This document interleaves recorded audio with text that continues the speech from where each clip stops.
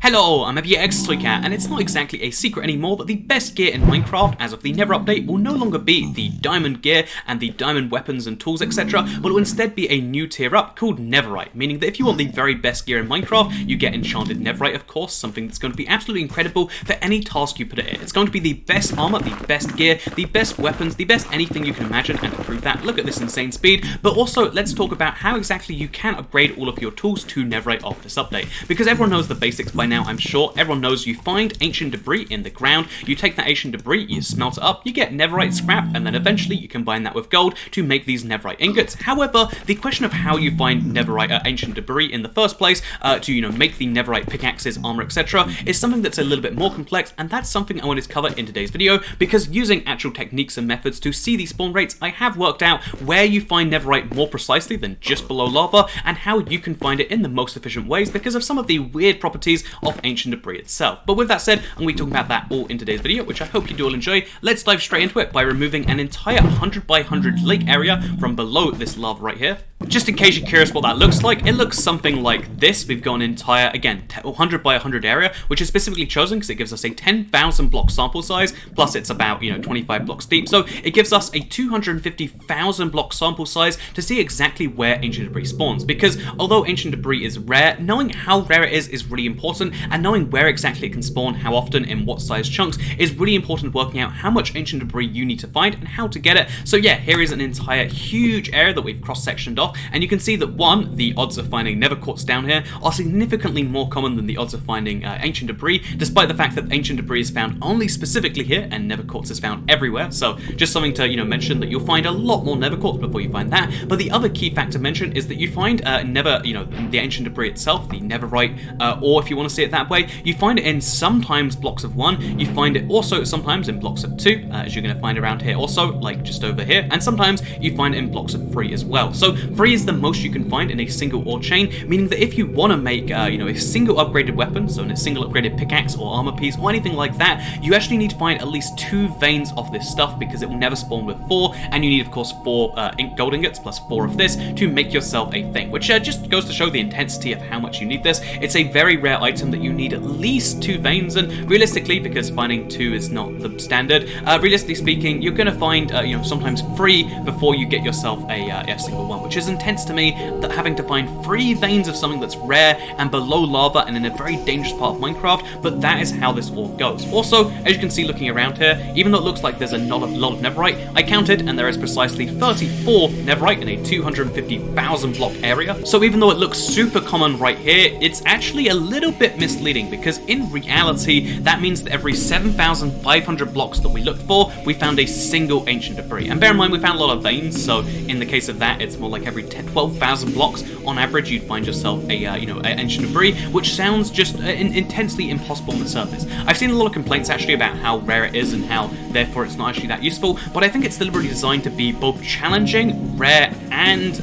like an important step, because it's the next tier up from diamond. How do you make that possible? You need to go to the nether, you need to do a few things, and it kind of makes sense on that layer, but I feel like I should mention it's not actually that rare, because that's an entire 25 block cross section. If you look at all of the 34 that we did find, which I've now shown you most of, the lowest down we found any ancient debris was down at Y13, and the highest up we found any was at Y22. This means that the kind of range of blocks you can actually find is only about 9 blocks of that wide, so if you mined exclusively in those 9 blocks, then it'd be a much more palatable 1 in every 2,500 blocks that you'd find some of this netherite instead, which is still not amazing, but it is just the kind of facts. You need to be looking between Y13 and 22, with a big cluster of those being towards the 16-17 area, and then you'll find them much more often. Not super often, not as often as you're going to find iron or emerald in extreme hills, or really any normal thing you're used to in the overworld, because again, there is no ore that is this incredibly rare in the overworld, but that is the point of it. It's meant to be rare, you're meant to need a lot of it to upgrade something, and it's meant to be this really intense endgame reward for people who are willing to mine. This is a cave update inside of Minecraft,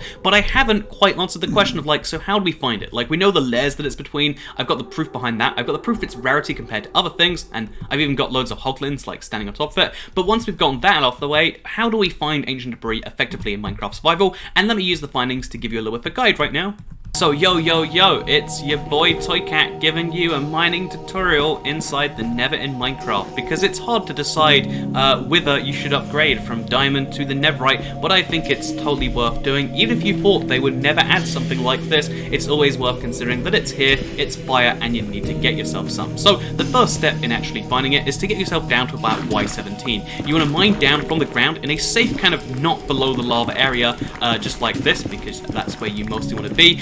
You want to be about Y17, which you can check on Bedrock using your coordinates. On Java, you have to press F3, which looks something a bit like this. So as you can see, we're about 13 blocks too high to find ourselves any, but you want to make yourself a staircase down to where you find yourself down there. This is almost the same layer you want to be mining diamonds at, with the crucial difference that you're about 4, 5, 6 blocks higher at either 17 blocks on your Y, as you can see up there, or 15 or 16. In this area, it's going to be the best. Again, right now, we'll go for 16 as a nice middle ground, and then you just want to start mining in any direction from there. In the direction of the lava's fine too, but like, you can just mine anywhere you want, and you want to mine at the ridiculous speed you can find. So just kind of mine at this speed right here, and you want to cover as many blocks as you can. So there's two ways you can do this. If you have a super fast pickaxe and you don't care about its durability, you just need this netherite because you need the armor right now as fast as you can. Just mine as many blocks as you can and take the pitfalls where you find them, just like that.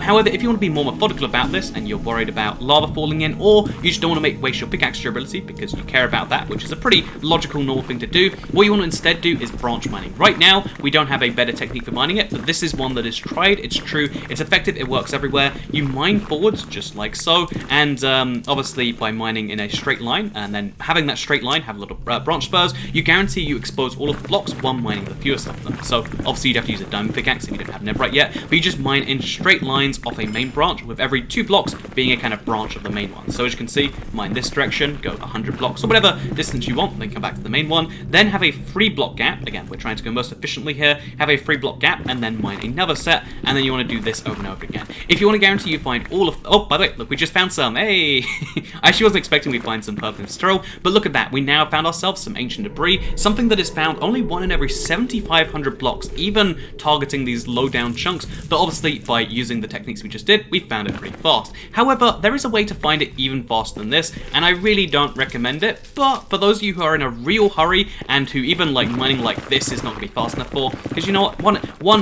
finding, oh, it's 2 actually, is it 3 maybe? It looks like it's just 2, but yeah, so finding, a couple of ancient debris is pretty nice in that amount of time, and maybe mining this fast will find that even faster. Maybe that's something you like. However, for the sake of this video, let's mention that, like, okay, you want even more than that. So what you can do if you want to get even more, ancient debris, and you want to do so at cost to yourself, again, this isn't efficient, you can use beds right now. Again, the Nether update will eventually make these sleepable, but you want to use a bed and you want to explode these just like that. That can cover a huge amount of ground very fast, and here's the useful thing about it. Beds as an explosion, and more realistically, after this update, either end crystals if you're rich and you're hacking, although if you're hacking, just hack in some ancient debris, skip the step. But yeah, TNT cannot actually blow up ancient debris, because netherite is the strongest material in Minecraft right now. This leads to the very fun, interesting situation where it can't be blown up by TNT, meaning that everything else around it in the Nether is netherrack, which is very explodable, whereas, the ancient debris will be the one thing left over if you make explosions, meaning all you have to do is make yourself a big explosion chain. Let's do so right here actually, put some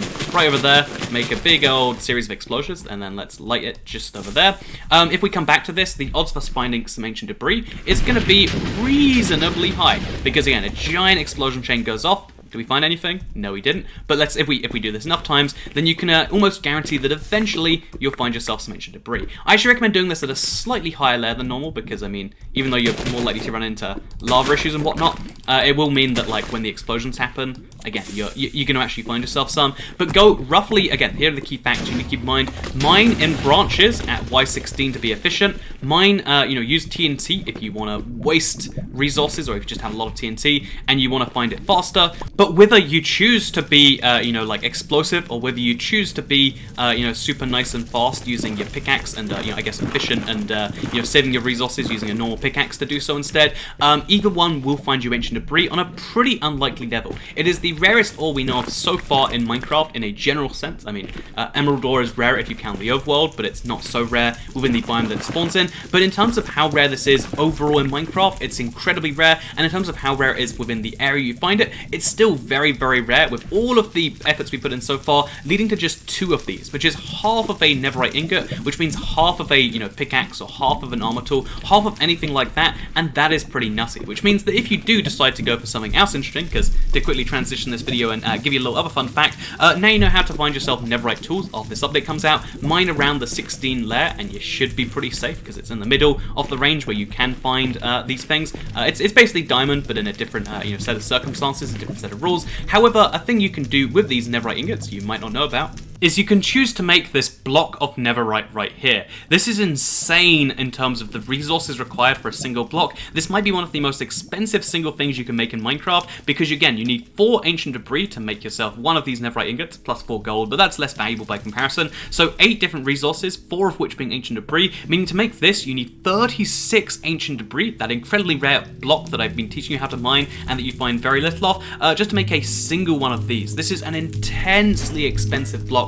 one of the most intense expensive things in Minecraft, but the kind of upside to this is this block right here is very explosion resistant too, and also I mean it looks cool and is explosion resistant, so it's kind of like a new let's call it like obsidian, but also even cooler in a way, because again I love the look of this, and I love the fact that it's resistant to pretty much all forms of explosions. If I show you just right here, even a bunch of TNT right next to it all the time, I mean this should be a surprise because ancient debris was explosive, but maybe this update's fire and you don't know what's on fire. You find this update is the sort of thing that makes you question that.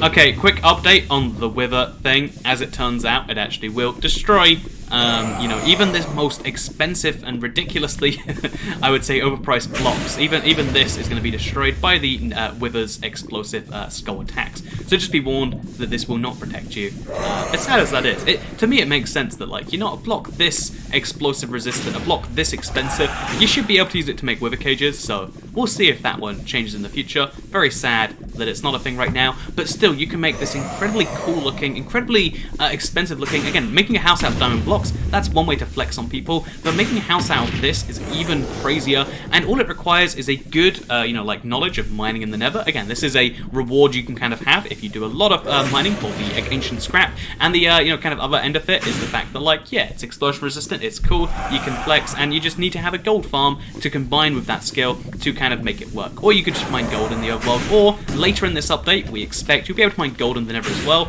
so combine your nether mining skills together and you can make one of the coolest looking blocks in Minecraft. And that was the kind of goal for this video, teaching you how to do so. I hope this video did a wonderful job at that. If you did like this, you can like the video and let me know. Let me know if you are excited to go mining with the Netherite, because I know a lot of you watching are on Bedrock platform, so you can't quite download the snapshots yet. Or maybe you are on Java, but you want to wait for it to fully come out, which I think is the responsible, normal way to look at these snapshots. But still, if you're excited for this update and for the things that come within it, please do let me know in the comments down below. Also, if you want to see me test out more of the weird, wacky things in this snapshot, I'm going to be doing so in a live stream, which is going up in, it's going to start in very, very shortly after this goes live actually, probably almost immediately. So if you want to see that, come check me out. It's on YouTube. It's hard to link. Let's just say for now, you can find it. If you follow me on Twitter, you'll know where it is. If you don't want to find it, then you don't have to, because it's the internet. You can do what you want, man. Anyway, with that said, thank you very much for watching. I hope you all enjoyed this video, and I'll see you. Oh, by the way, the cool thing is, the blocks, obviously because they're made of netherite, they float as well. So if you want to have a block that is resistant to wither explosions, in the sense that if it explodes over lava, they'll survive, this is that. That's a very niche use case. I don't think you'll ever need that. But still, it's kind of cool that you can have these blocks and they'll survive. Like if you mine one by accident and while you're over lava, it won't be lost forever. You can just pick it up, which is wonderful in my opinion. Anyway, that's it. Thanks for watching, because I'll see you next time. Goodbye. Am I... Okay. Thank God I am.